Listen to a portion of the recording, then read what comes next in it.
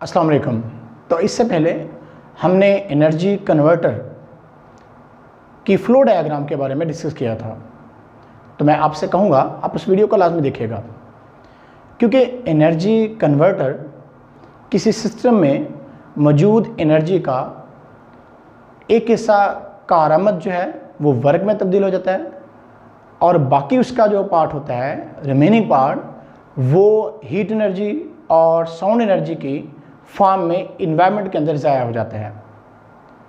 अब जो एनर्जी हमारे काम आएगी उसी को हम बोलेंगे कि एनर्जी कारआमद है, हमारे काम आ सकती है, और जो हीट और साउंड एनर्जी इन्वायरमेंट के अंदर चली गया हम उसको कह देते हैं ज़ाया हो जाती है।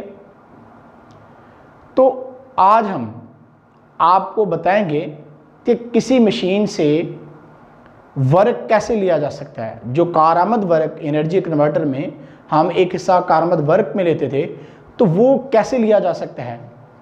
अब किसी भी मशीन को वर्क करने के लिए उसको एक ख़ास किस्म की एनर्जी चाहिए होती है और वो उस मशीन को चलाने के लिए उस एनर्जी की ज़रूरत होती है उसको, इसलिए हमें उस मशीन को एनर्जी देनी पड़ती है। इंसानी मशीन भी इसी तरह से काम करती है, यानी इंसानी बॉडी जो है, इंसानी जिस्म भी इसी तरह से काम करता है कि इसको भी हम एनर्जी प्रोवाइड करते हैं और फिर ये काम करता है। एनर्जी हम इसको कैसे प्रोवाइड करते हैं?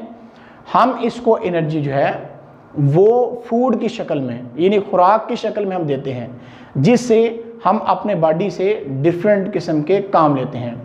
यानी हम अगर बात करें तो हम अपनी लेग्स यानी टांगों की मदद से चल रहे हैं, हम अपनी आँखों से देखते हैं, हम अपने हाथों से काम करते हैं।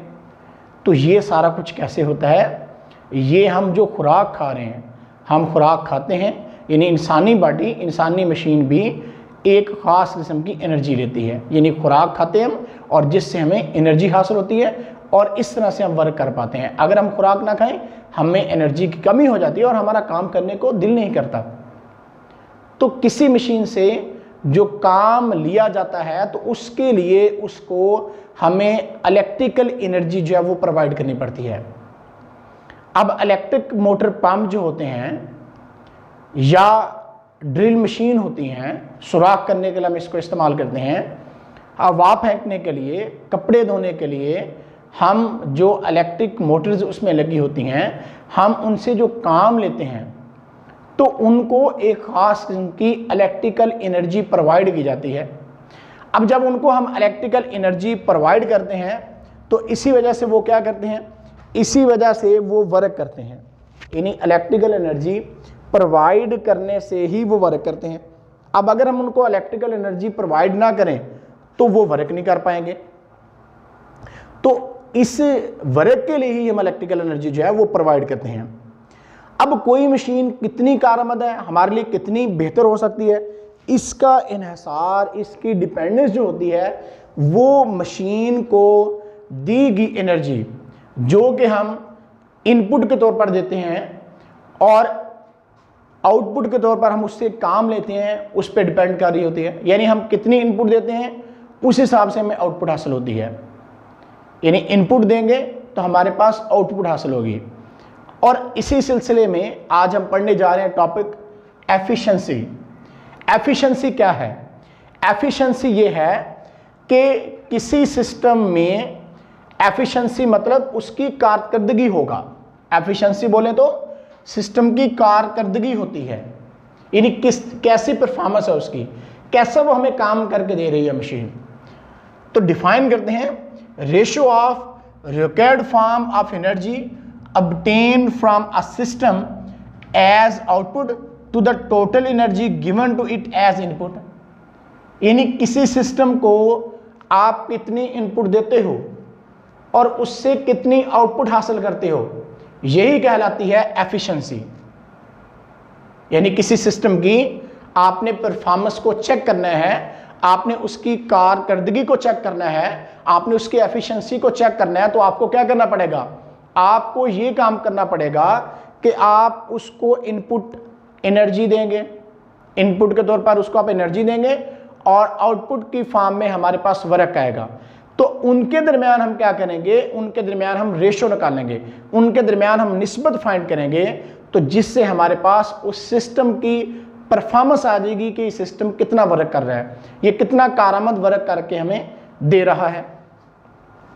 तो इसकी कैलकुलेशन या मैथमेटिकल फॉर्म एफिशिएंसी की कैसे हम निकाल सकते हैं? Efficiency is equal to required form as a output divided by total energy as a input. यानी किसी सिस्टम को हम इनपुट देते हैं, यानी ये समझे एक सिस्टम है हमारे पास, इसको हम क्या दे रहे हैं, इसको हम इनपुट दे रहे हैं, इनपुट के तौर पर एनर्जी दे रहे हैं, और आउटपुट की फॉर्म में हमारे पास जो है उसका वर्क आ रहा है, ये जो कारआमद काम होगा वो हमारे पास उसका निकल के आ रहा है। यानी इनपुट देते हैं किसी सिस्टम को और उससे हमारे पास क्या आती है, उससे हमारे पास आउटपुट आती है।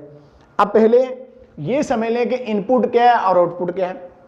Work done on machine is called input. जैसे ये मैं इस मशीन पे, इस सिस्टम पे वर्क कर रहा हूं, तो मैंने एज ए इनपुट के तौर पर एनर्जी दी है, तो work done on machine is called input. जो मशीन के ऊपर हम वर्क करेंगे वो एज अ इनपुट होगा, और आउटपुट क्या होगा, वर्क डन बाय मशीन, यानी जो हम मशीन से अब काम लेंगे वो कहलाएगा आउटपुट। जैसे हम टरबाइन चलाते थे, उसको पहले इनपुट एनर्जी देते थे और टरबाइन से फिर आगे हम इलेक्ट्रिसिटी की फॉर्म में आउटपुट हासिल होती थी। यानी पहले सिस्टम को इनपुट देते हैं और उसके बाद हमारे पास क्या आता है, आउटपुट वो फिर सिस्टम हमें देता है। अब परसेंटेज आपने निकालनी है कि कितने परसेंट हमारे पास आती है, तो इसके लिए एफिशिएंसी परसेंटेज में निकालने का फार्मूला है output over input multiply 100। Efficiency अगर आपने परसेंटेज में फाइंड करनी है तो आपको क्या करना पड़ेगा, आपको इतना काम करना पड़ेगा कि आउटपुट ओवर इनपुट करके मल्टीप्लाई आपको 100 कर देना है, और आपके पास क्या आ जाएगी जी, आपके पास एफिशिएंसी आ जाएगी। फॉर एग्जांपल हम अगर बात करें कि हम इलेक्ट्रिक लैंप की बात कर लेते हैं, उसको 100 जूल की इनपुट एनर्जी देते हैं और उससे आउटपुट हमारे पास जो है वो कितना आता है, वो 5 जूल आता है, तो एफिशिएंसी कितनी आ जाएगी। यानी इलेक्ट्रिकल एनर्जी जो एज अ इनपुट के तौर पर दे रहे हैं वो हम देते हैं जी, हम कहते हैं वो 100 है, इनपुट के तौर पर हम कितना दे रहे हैं, 100 जूल का वर्क दे रहे हैं। यहां पे लिख देता हूं 100 joule divided by, sorry input नीचे लिखना है, आउटपुट ऊपर लिखना है, ये पहले थोड़ा इसको, तो आउटपुट हमारे पास कितनी उसकी है, 5 जूल है, और इनपुट हमारे पास कितनी है, 100 जूल है, मल्टीप्लाई 100 कर दो आप, तो ये हमारे पास क्या आ जाएगा, 100 से कैंसिल हो जाएगा, जूल से कैंसिल हो गया, तो 5% आ जाएगा हमारे पास। कितना आ जाएगा, 5%। ये इलेक्ट्रिक लैंप के थ्रू इस तरह से हमें पता चला है कि जो किया गया कारआमद वर्क था वो 5 जूल था, और इस तरह से उसकी एफिशिएंसी कितनी होगी, एफिशिएंसी उसकी 5% होगी। यानी किसी भी सिस्टम की अगर आपने एफिशिएंसी फाइंड करनी है तो आपको काम क्या करना है, आपको आउटपुट यानी कारआमद काम जो किया गया कारआमद वर्क होगा वो लिखना है, डिवाइड बाय इनपुट के तौर पर जितनी आपने एनर्जी दी वो लिखनी है, मल्टीप्लाई 100 करना है, तो आपके पास एफिशिएंसी परसेंटेज में आ जाएगी कितनी हमारे पास है। ठीक है, तो इस तरह से एफिशिएंसी की परसेंटेज हम निकाल सकते हैं। वैसे अगर देखा जाए तो इलेक्ट्रिक मोटर जो होती है वो हमें जो है वो 80% एफिशिएंसी देती है। इलेक्ट्रिक मोटर जो है वो हमें 80% एफिशिएंसी देती है, यानी 80% वो हमें देती है।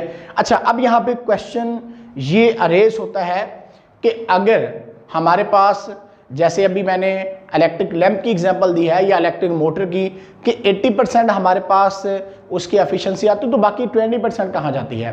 बाकी 20% जो होती है, असल में जब हम इनपुट देते हैं तो सिस्टम वर्क करके आउटपुट में बदलता है, तो तब हीट एनर्जी और साउंड एनर्जी, क्योंकि ड्यू टू फ्रिक्शन जिसकी वजह से हीट एनर्जी और साउंड एनर्जी प्रोड्यूस होती हैं और वो इन्वायरमेंट के अंदर चली जाती हैं, क्योंकि वो एनर्जी हमारे काम नहीं आ रही होती, हमारा कारआमद वर्क नहीं होता, इन्वायरमेंट के अंदर जाके ज़ाया हो जाती है, तो इसलिए वो 20% है या 95% है, जितने परसेंट है वो इन्वायरमेंट के अंदर चली जाती है। तो इसलिए इलेक्ट्रिक जो लैंप है वो हमें 5 जूल जो है 5% एफिशिएंसी देता है, और अगर इलेक्ट्रिक मोटर की बात करें वो 80% देता है, तो बाकी मानदा जो एनर्जी होती है वो एनवायरनमेंट के अंदर ज़ाया हो जाती है।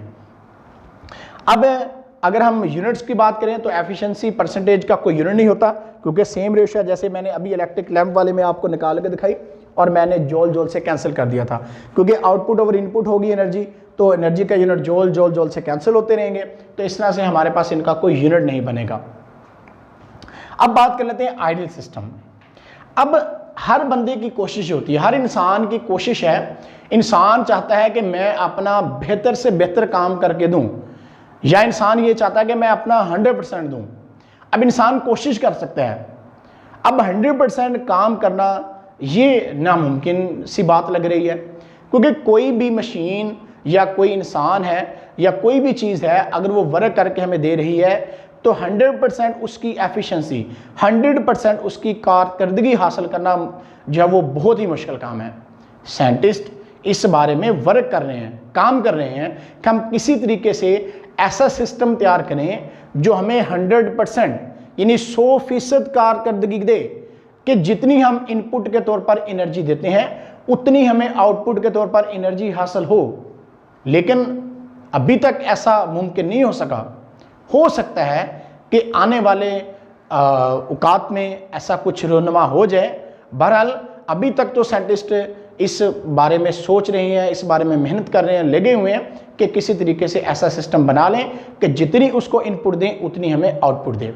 जैसे अभी आपके घर में पंखा चल रहा होगा, आपके घर में मोटर पंप चल रही होगी, या और भी कई तरह की मशीन्स आपके घरों में चलती हैं, तो आप जितनी उनको इनपुट के तौर पर एनर्जी देते हो उतनी आउटपुट हासिल नहीं होती, क्योंकि एनर्जी का कुछ हिस्सा किधर चला जाता है, वो हीट एनर्जी में, साउंड एनर्जी में चला जाता है। तो इसलिए हम आइडियल सिस्टम को अब डिफाइन करके आपको बताते हैं कि आइडियल सिस्टम क्या कहता है। आइडियल सिस्टम हमें बताता है, an ideal system is that which gives an output equal to total energy used by it as a input के तौर पर। यानी कि हम आइडियल सिस्टम को डिफाइन क्या करते हैं, an ideal system is that which gives an output equal to total energy used by it. अब कितनी एनर्जी उसने इनपुट के तौर पर आपने उसको दी है और आउटपुट के तौर पर कितनी एनर्जी हासिल की है, अगर ये दोनों की रेशो बराबर हो जाए, यानी इनपुट आपने 100 जूल अगर फॉर एग्जांपल किसी मोटर को दी है और आउटपुट भी 100 जूल आ गई, तो 100 से कैंसिल हो जाएगा, हमारे पास उसकी परसेंटेज कितनी आ जाएगी, 100% आ जाएगी। लेकिन ऐसा नहीं है अभी तक कि एफिशिएंसी हम 100% हासिल कर सकें। कि इस बात को दूसरे लफ्ज़ों में बयान करें तो जितनी हम किसी सिस्टम को इनपुट देते हैं उतने ही आउटपुट हासिल करें तो फिर सिस्टम की एफिशिएंसी 100% होगी, अदरवाइज सिस्टम की एफिशिएंसी 100% नहीं हो सकती। बहरहाल साइंटिस्ट कोशिश करते हैं कि हम ऐसा सिस्टम, आइडियल सिस्टम जो है वो बनाएं जिससे हम उसकी 100% जो है वो एफिशिएंसी जो है हासिल कर सकें।